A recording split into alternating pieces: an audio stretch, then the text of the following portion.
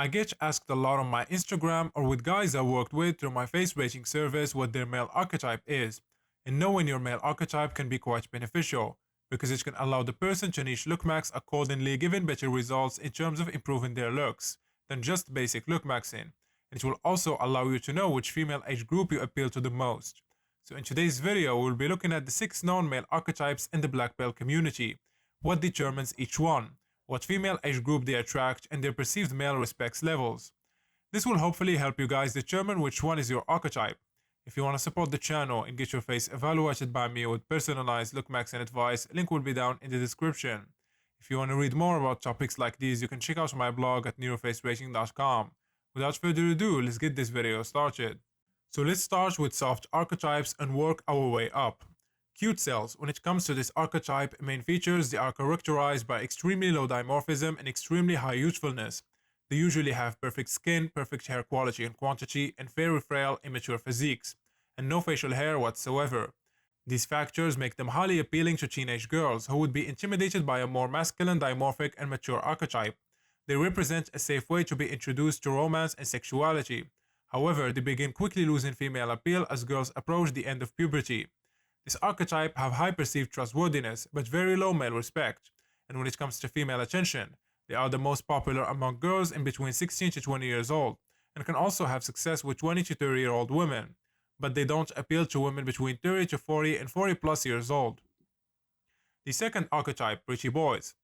Pretty boys share many commonalities with cute cells, with a caveat. They present some dimorphic features that are unseen in cute cells.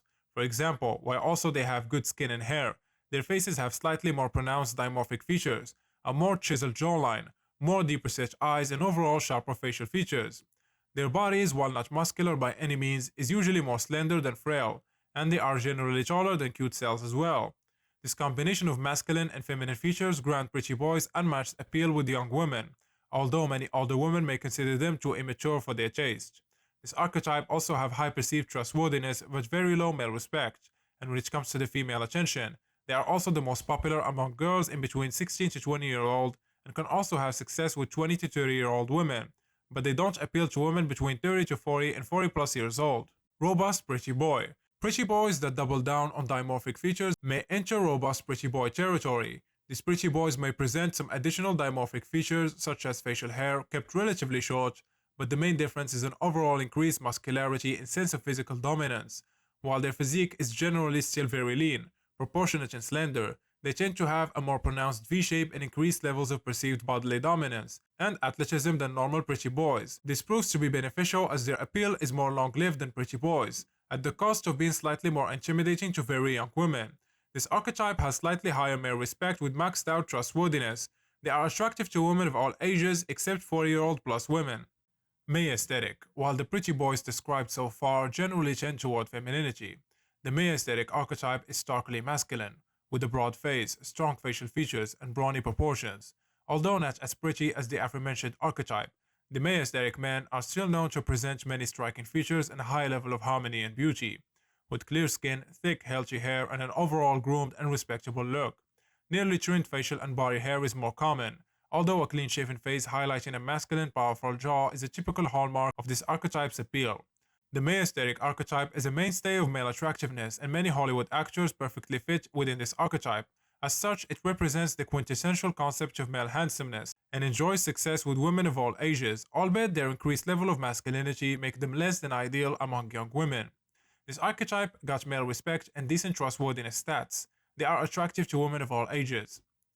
Dom. Unsurprisingly, Doms are all about dominance, muscular bodies, thick beards, body hair, tough demeanor, tattoos, and a tan are all very common among Doms. This archetype embodies raw masculinity and danger. It relies on a rugged exterior, a rough voice, and a commanding presence to elicit primary responses in women. Dom is an archetype reserved to older, more mature men, as many of the features that are required comes with age, and as such, it is very popular with older women. However, this archetype can also sometimes be perceived as low class by women from cultural backgrounds, and its association with maturity makes it often unappealing or excessively intimidating for young women. This archetype have low trustworthiness but high male respect, and they appeal the most to women from 20 to 40 plus years old. Ogre. Ogres are characterized by extreme levels of dimorphism. They are often bald or wear very short hair.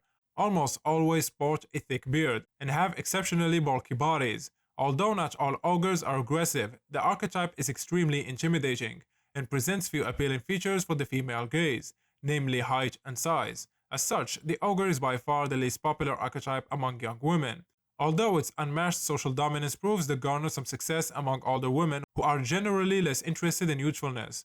These have high male respect but zero trustworthiness.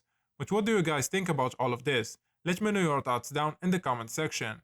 That's it for today's video. Hope you guys enjoyed it. A like and subscribe will be highly appreciated, and like usual, catch you guys in the next one.